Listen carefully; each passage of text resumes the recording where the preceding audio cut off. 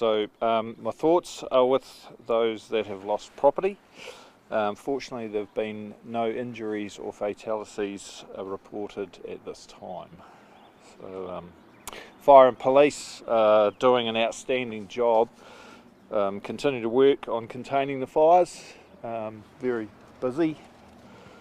And so I'll now hand it over to Dave Key, who's the incident controller from FENZ, who can give you more in-depth update as to what's happening. So thank you, Dave. Thank you. So operationally today our focus remains on active firefighting and strengthening our containment lines. We've got 11 crews on site with heavy machinery and dangerous tree fellers supported by 2 helicopters. We're asking the people in Kaikōura Flats area who haven't been evacuated to be vigilant, and if they see any fires to call 111 immediately. Also, a total fire ban on outdoor fires and fireworks comes into effect at 1200 or midday today in the Marlborough, Canterbury and South Canterbury areas. This is due to the extreme fire risk and the impending weather. We're asking every landowner, agricultural contractor, forestry manager, lifestyle block owner if they can go and check on any fires that they've had recently and make sure that they have been extinguished. And we continue to work with police, and our priorities again is containment of the fire and the welfare of the people who have been affected and impacted.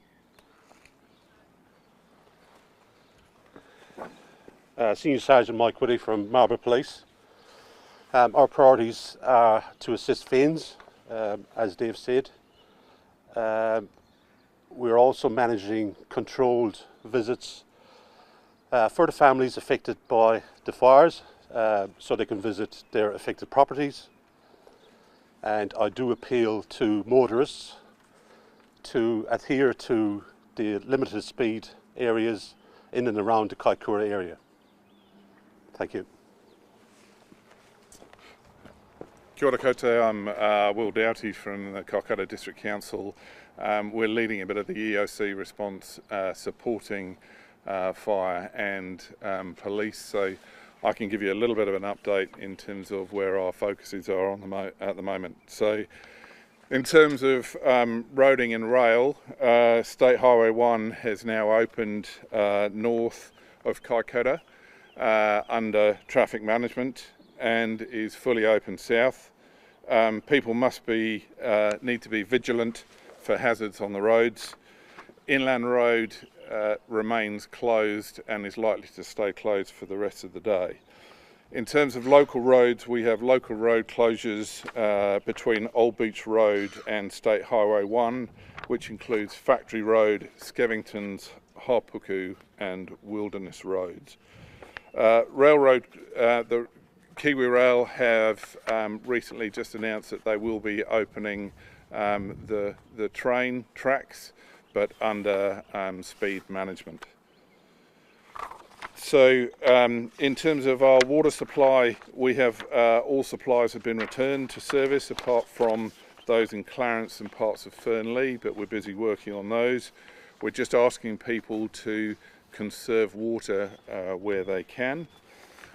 In terms of power, main power assessing all of the damage and are prioritising reconnecting power links, the main power links along State Highway 1. But we are asking people that they may need to prepare for the fact that power may be off to their properties for several days and maybe longer, and to check our websites for updates. In terms of schools, all schools are open today with the exception of Haupuku School being in the cordoned area. Cordons remain in place and those that have been asked to evacuate predominantly in the Bay Paddock and Haupuku areas are being asked to not to return to their properties at this point in time. Fire crews are reassessing that and will make a decision later on the afternoon in terms of when people may be able to return to their properties from the evacuated areas. In terms of our welfare support, so Takahanga Marae is available for any support for evacuated people. If anyone has any immediate welfare concerns, they can either present to the fire station here directly, and one of our welfare team will pick up the contact from there. We are looking at probably an ongoing event, certainly in terms of the fire containment for the next few days. But obviously the recovery and the welfare support is going to go on longer for that. So we're just putting our systems in place to make sure that we have the right welfare support and connections in from everybody at the hospitals and further beyond. Thoughts are with everybody at this time, and as the Mayor said, particularly those that may have lost structures. We are mindful, and we are planning for the fact that weather may deteriorate again tomorrow in terms of winds. So just to repeat the message that came from Dave in terms of if anybody sees a fire flares up or has concerns around fires or hotspots, please ring 111 immediately. Thank you. Dave, is there any update on that damage situation that came through last night? The 14 structures, 5 houses, that situation? We haven't got an exact number right now, but definitely multiple structures. And at this stage we believe 5 residential properties have been impacted. And ahead of tomorrow, what are the concerns here? Really, there's a number of dangerous trees out now that are burning from the inside out, so that's a priority for us. And really strengthening our containment lines while we've got this small weather window before the wind picks up this afternoon and more again tomorrow.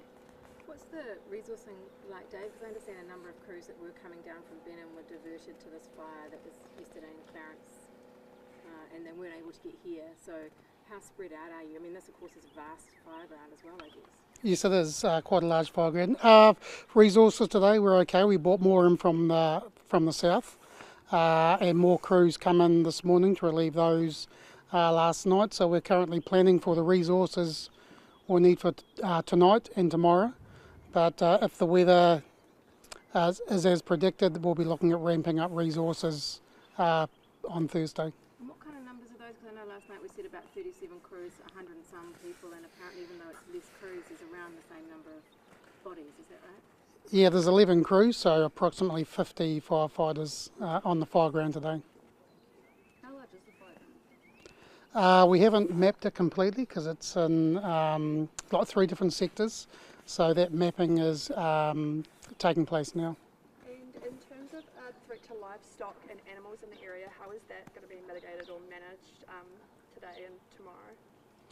As you heard earlier, we're, along with police and council, having managed entry for residents who had to be evacuated, so they can go and see the impact on their livestock. I understand MPI is also involved, so I mean that's a priority for us as well for livestock, making sure that cattle and sheep get watered in the meantime.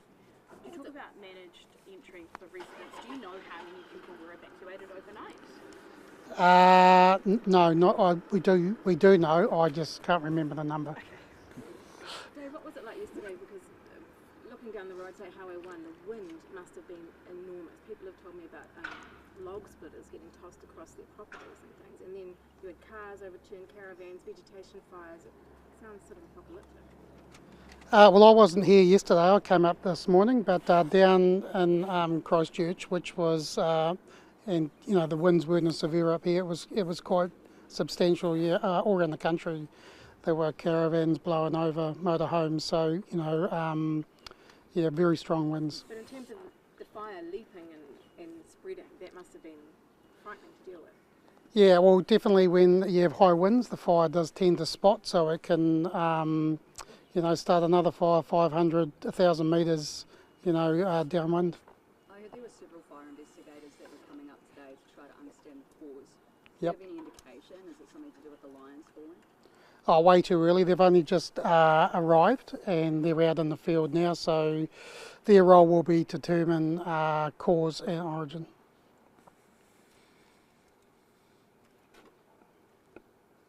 Have you had any communication with the iwi in regards to what's going on at the marae? Any support and welfare coming through, or is it like a mural question? I can respond to that. So we've been in close contact with the chair of the Runanga, and they were the first to offer opening up Takahanga Marae as a welfare centre, and we've been it's literally just across the road from here. We've been in close contact with them. My understanding is that they had close to 20 people stay there overnight. I think a lot of those that were locals that were asked to evacuate managed to find friends and family to go to. But obviously we're incredibly grateful for Te Runanga o Kaikōura for the support that they're providing at Takahanga Marae. And once again, they did exactly the same during the earthquake, and it's great to see that being offered to our community. I see Mangamano Marae is also nearby. Is that within the cordon zone? It's not within the cordon zone at present. I'm unaware of if there's anyone taking shelter there at the moment, but we've been encouraging people that Takahanga Marae is the first point of call if they need shelter. But obviously, as we move on, we now move into that longer term welfare support and needing to find a longer term options than just immediate shelter for people that may have been displaced. And I'm not sure who this goes to, but what can you tell us about the people who've lost homes? Are they holiday homes? Are they permanent residents? What area is it predominantly? I'm not at liberty to comment on the details of that. There's a number of properties that have been affected, either in terms of their homes or structures that they might have on their properties, and predominantly in that main source of the fire area, which is along Bay Paddock Road and Old Beach Road. But obviously we are prioritising working with them because it's been incredibly traumatic for them, and we want to make sure that they get all of the support that we can give them at this point in time.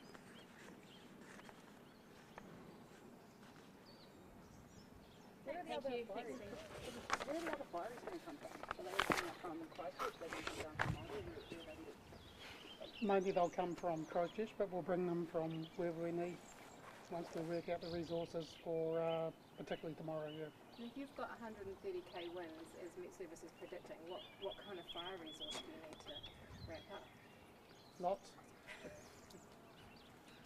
It's just people on the ground, really. So, you know, obviously once we get notification of a fire, we want to get there early and do what we can.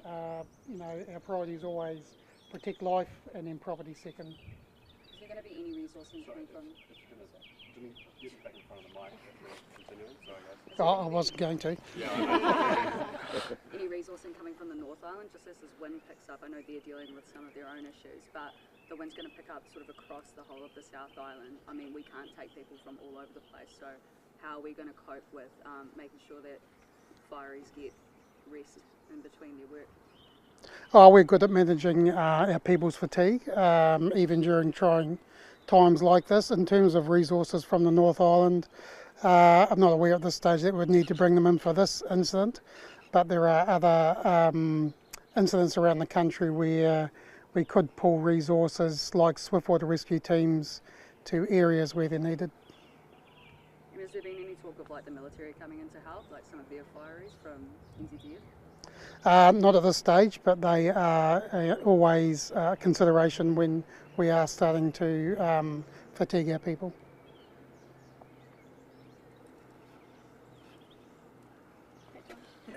Awesome.